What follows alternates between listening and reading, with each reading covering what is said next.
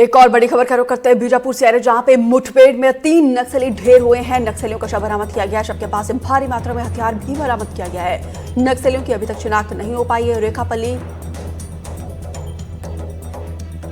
तो देखिए, यहाँ पे एक और अपडेट आपको देते हैं कि 3 नक्सलियों को ढेर किया गया है। देखिए, एक के बाद एक हमारे सुरक्षा बलों को बड़ी कामयाबी मिल रही है। रेखापल्ली और कोमटपल्ली के जंगलों में मुठभेड़ हुई है। मुठभेड़ के बाद अभी भी सर्च ऑपरेशन जारी है। 0 कैजुअल्टी के साथ हमारे सुरक्षा बल इस तरीके से एक के बाद एक नक्सलियों के खिलाफ ऑपरेशन को सफलतापूर्वक अंजाम दे रहे हैं। मुठभेड़ में आपको बता दें कि 3 नक्सलियों को ढेर किया गया है और अभी तक शिनाख्त नहीं हो पाई है कि किस लेवल पर और कितने सालों से नक्सली का इनमें इन्वॉल्वमेंट था अलग अलग गतिविधियों में। लेकिन बीजापुर में ये बड़ी कामयाबी हमारे सुरक्षा बलों को एक बार फिर से मिली है। बस्तर से खबर है, जहां पे 2024 नक्सल मोर्चे पर सबसे सफल साल साबित हुआ है। छत्तीसगढ़ बनने के बाद सबसे सफल साल साबित हुआ है 2024। 309 दिनों में 96 बार मुठभेड़ हुई है और मुठभेड़ में 9 करोड़ 72 लाख के 189 माओवादी ढेर हुए हैं। मारे जाने वाले में 25-25 लाख के 5 DKSZC के सदस्य शामिल है। जवानों से लूटे गए 207 अत्याधुनिक हथियार भी बरामद हुए हैं। नक्सल प्रभावित इलाकों में 22 नए कैंप लगाए गए हैं। देखिए, ये हमारे सुरक्षा बलों की कितनी बड़ी कामयाबी है। वर्ष 2024 में बस्तर संभाग के अंतर्गत हुई विभिन्न मुठभेड़ के पश्चात सुरक्षा बल द्वारा कुल 189 माओवादियों का डेड बॉडी रिकवर किए गए थे। उनमें से 5 जो स्टेट कमेटी कैडर का है और 10 डिविजनल कमेटी है और 35 एरिया कमेटी मेंबर है और काफ़ी बड़ी संख्या में PLG फॉर्मेशंस का भी कैडर है, इसमें शामिल है। और उन मुठभेड़ में जिस माओवादियों के ऊपर जो घोषित इनाम है उसी के हिसाब से टोटल इनाम राशि है 9 करोड़ 72 लाख का इनाम राशि उन माओवादियों के ऊपर। जो बड़ी वारदात सुरक्षा बल से माओवादी द्वारा हथियार लूटा गए थे, उन सब वेपन में कई वेपन वापस रिकवर किए गए थे। टोटल वर्ष 2024 में 229 हथियार माओवादियों के कैंपों से कब्जे से रिकवर किए गए थे। एक और बड़ी खबर का रुख करते हैं दुर्ग से आ रही, जहां पे पुलिस ने बड़ा एनकाउंटर करते हुए गैंगस्टर अमित जोश को ढेर किया है। गैंगस्टर अमित जोश के खिलाफ 40 से ज्यादा मामले दर्ज है। 25 से 26 जून की रात को गैंगस्टर ने फायरिंग करके 2 लोगों पर जानलेवा हमला किया था, जिसमें 2 लोगों की गोली लगने से मौत हुई थी। आपको बता दें कि गैंगस्टर अमित हत्या के मामले में जेल की सजा भी काट चुका है। पूरा मामला भिलाई नगर थाना क्षेत्र का ये मुठभेड़ जयंती स्टेडियम के सामने हुई। पुलिस ने बड़ा एनकाउंटर किया है। अमित जोश के गतिविधियों के चलते यहाँ पे लोग भी काफी परेशान थे।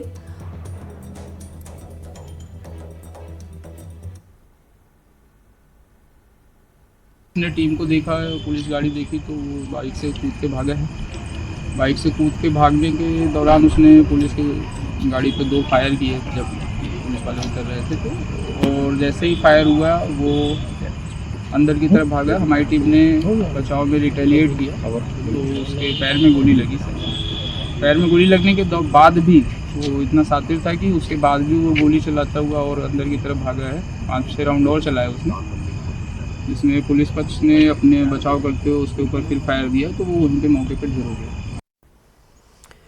छत्तीसगढ़ के दुर्ग में शुक्रवार शाम अमित जोश की पुलिस एनकाउंटर में मौत हो गई। अमित 3 लोगों पर फायरिंग के मामले में 4 महीनों से फरार चल रहा था। अमित जोश के एनकाउंटर पर हमारे सहयोगी चंद्रकांत शर्मा ने बातचीत की DSP हेम प्रकाश नायक से। सुनिए।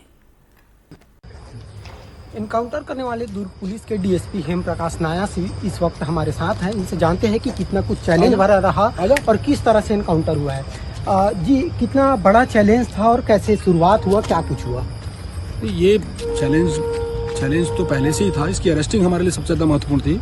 ये घटना करने के बाद 2 निर्दोष लोगों को जिस तरह से गोली चलाया, गोली मारा है, उस घटना दिनांक से फरार था ये। और हमारी कोशिश यही थी कि पुरजोर कोशिश थी हमारी इसकी गिरफ्तारी हो करके, और गिरफ्तारी से बचने के लिए करीब 3 महीने से फरार चल रहा था। 2 दिन से हमारी पुलिस लगी हुई थी कि इसके आने की पूरी संभावना थी कि ये भिलाई में पहुंच रहा है या भिलाई आ चुका है।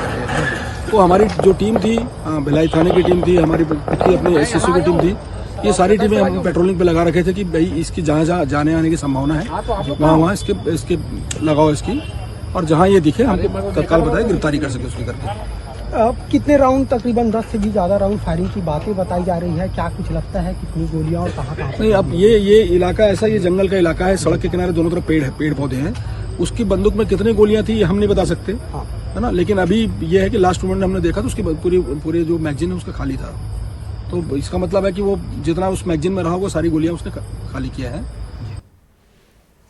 तो वहीं शहडोल जिले के बुढ़ार रेलवे स्टेशन पर एक युवक की ट्रेन के सामने आने से मौत हो गई है। युवक कियोस्क संचालक का काम करता था। इससे पहले युवक का एक वीडियो सामने आया था जिसमें युवक ने यूनियन बैंक के 2 कर्मचारियों पर प्रताड़ना, ब्लैकमेल करने और लाखों रुपए ऐंठने का आरोप लगाया था। ये घटना चिरमिरी से चंदिया जाने वाली यात्री ट्रेन में हुई है। जानकारी मिलने के बाद शहडोल जीआरपी मौके पर पहुंचकर मामले की जांच कर रही है। मैं लाइफ से इतना ज़्यादा परेशान हो चुका हूँ कि मेरे को यूनियन बैंक लोग इतना परेशान करते हैं। यूनियन बैंक लोग 11,80,000 रुपये, जो कि सीमेंट 60 और अमित सर मेरे से अभी तक 11,80,000 रुपये ब्लैकमेल करके ले चुके, क्योंकि मेरे पास अब कोई ऑप्शन नहीं है। मैं उनको बोलता हूँ मेरा खाता चालू कर दीजिए, नहीं कर रहे हैं। आज भी मेरे को प्रताड़ित करके रखे हैं। मेरे पास कोई ऑप्शन ही नहीं रह गया। बस शासन प्रशासन से ये अनुरोध करता हूँ कि इन्हें कड़ी से कड़ी सजा दी जाए। उज्जैन में हिस्ट्री शीटर बदमाशों का पुलिस ने कान पकड़वाकर जुलूस निकाला है। खास बात यह कि इस दौरान पुलिस ढोल भी बजवाती रही। दरअसल महाकाल क्षेत्र में 3 दिन में 2 बार चाकूबाजी की घटनाएं हो गई, तो वहीं आए दिन दुकान लगाने और हफ्ता वसूली की भी शिकायतें मिल रही थी। इसी वजह से महाकाल थाना पुलिस ने अलग अलग अपराधों में लिप्त रहे 14 युवकों को पकड़ा और जिसके बाद ढोल बजाते हुए कान पकड़वाकर उठक बैठक लगवाते हुए जुलूस निकाला गया। ये पूरा बॉडी ऑफेंस वाले लोग हैं। हम लोगों ने पिछले 5-7 वर्ष में जो जिनके द्वारा बॉडी ऑफेंस किया गया है उनकी पूरी सूची तैयार की है। उनको बुलवाया गया था। लगातार जो बीच में अपराध हुए हैं उनमें इन लोगों की लोकेशन कहाँ थी, ये उस समय कहाँ थे, इस चीज़ को क्रॉस चेक किया गया है। इनके रिकॉर्ड्स अपडेट किए गए हैं और इसके बाद समझाइश देकर सभी को जो कार्रवाई लगी थी उन पर कार्रवाई की गई। अदरवाइज सभी को समझाइश देकर रवाना किया गया है। कितने आरोपी हैं? लगभग 22 लोग हमने चिन्हित किए थे। एक और बड़ी खबर का रुख करते धार से आ रही, जहां पे जिले के धर्मपुरी में अव्यवस्थाओं को लेकर चर्चाओं में रहने वाले सरकारी अस्पताल एक बार फिर से चर्चाओं में है। एक्सरे मशीन तकनीकी खराबी के चलते पिछले 8 दिनों से बंद पड़ी है। यहाँ पे एक्सरे के लिए आने वाले मरीज बिना एक्सरे करके लौटने को मजबूर है। उन्हें निजी अस्पतालों का रुख करना पड़ रहा है। यहाँ तक कि यहाँ पे ड्रेसर का काम भी स्वीपर और कर्मचारी को ही करना पड़ रहा है और जिम्मेदार अधिकारियों की लापरवाही से मरीजों को यहाँ पे परेशानी लगातार बढ़ रही है। धार का ये अस्पताल हमेशा से ही सुर्खियों में रहता है। एक बार फिर से यहाँ पे देखिए अव्यवस्थाओं के चलते मरीजों को काफी दिक्कत परेशानी हो रही है।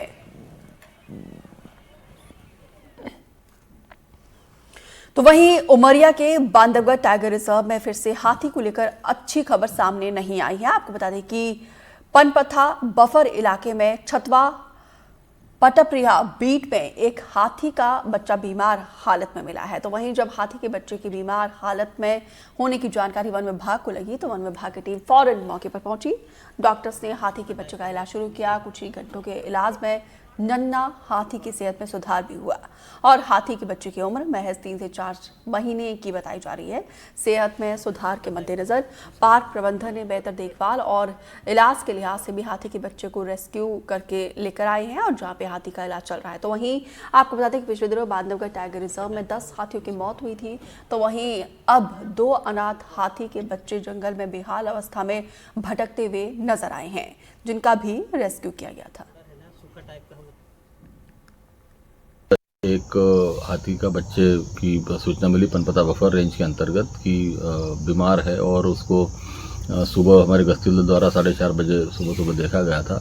जैसे ही सूचना मिली हमें तुरंत डॉक्टर्स की टीम को रवाना किया गया और उसको रेस्क्यू करके सफलतापूर्वक ले आए हैं। ताला में रखा हुआ है और अभी बच्चा स्वस्थ है। विदिशा से खबर है, जहां पे 2 दिन पहले ग्रामीणों की तरफ से अधिकारियों के पैर पकड़ने की तस्वीर सामने आने के बाद अब सियासत में उबाल आया है। सिरोंज से बीजेपी विधायक उमाकांत शर्मा ने पूरे मामले में कांग्रेस की साजिश करार दिया है, जबकि कांग्रेस नेता राजकुमारी रघुवंशी ने शर्मा के बयान पर पलटवार किया है। दरअसल 2 दिन पहले तस्वीर आई थी जब कुछ ग्रामीण अधिकारियों के पैर पकड़कर बिजली की सप्लाई बहाल करने की मांग करते हुए नजर आए।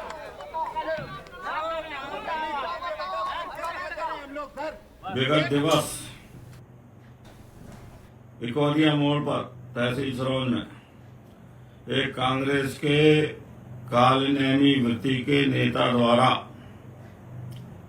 जो पूर्व मुख्यमंत्री भट्टा ढाल का अनुयायी है, कलंकनाथ जी का अनुयायी है, उसने वीडियो बनाकर फेसबुक पर वायरल किया और यह कालनेमी के प्रकृति के लोगों की, कांग्रेसियों की आदत बन गई है कि वीडियो बनवाओ, फेसबुक पर डालो और जनता को गुमराह करते हुए क्षेत्र की शांति भंग करवाओ।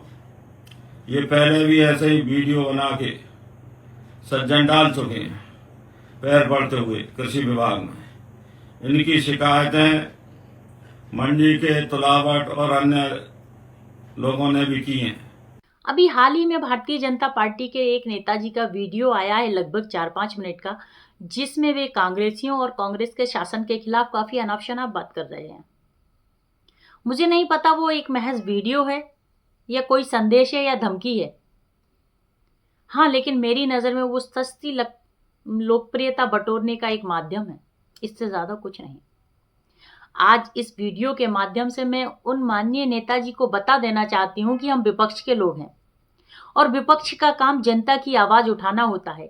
जनता के हित के लिए, जनता की समस्याओं के निवारण के लिए हमें भले ही किसी भी अधिकारी के या नेताजी के हाथ जोड़ना पड़े, पैर पड़ना पड़े या वक्त आने पर माथा फोड़ना पड़े, हम कभी पीछे नहीं हटे हैं, हम तत्पर रहे हैं। और आज यदि बात सिरोंज के संदर्भ में की जाए तो ये क्षेत्र ही नहीं बल्कि पूरे मध्य प्रदेश में व्यापम घोटाले के प्रमुख, खनन घोटाले के प्रमुख के विषय में कौन नहीं जानता। वो क्यों जेल गए, उनके क्या क्या कारनामे थे, उन्होंने कैसे सिरोंज के नाम को कलंकित किया, ये सभी भली भांति जानते हैं। क्योंकि मैंने इस सिरोंज की माटी में जन्म लिया है और इस नाते मेरे लिए ये बहुत ही दुर्भाग्यपूर्ण और कलंक की बात है। राजनांदगांव में सड़क हादसे में एक युवक की मौत हो गई और एक युवक गंभीर रूप से घायल हो गया। ट्रक सवार की चपेट में आने के चलते बाइक सवार हादसे का शिकार हुआ। मामला शहर के कोतवाली थाना क्षेत्र के तहत गुरु नानक चौक के फ्लाईओवर के पास का है। घायल युवक को मेडिकल कॉलेज अस्पताल में पहुंचाया गया, जहां पे घायल का इलाज जारी है। पुलिस ने अज्ञात ट्रक चालक के खिलाफ मामला दर्ज करके जांच शुरू कर दी।